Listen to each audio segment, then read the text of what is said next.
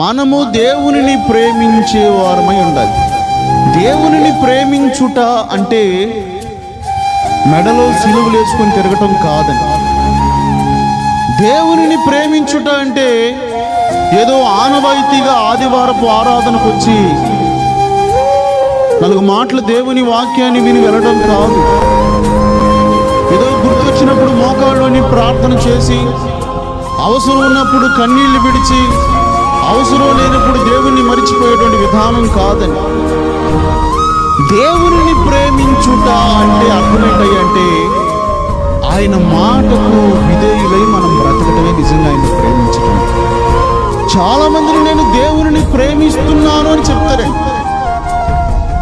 నిజముగా దేవునిని ప్రేమించే వారికి ఉండేటువంటి ఒక గొప్ప లక్షణం ఏంటంటే ఆయన చెప్పిన పని చెప్పినట్టుగా చేయడం.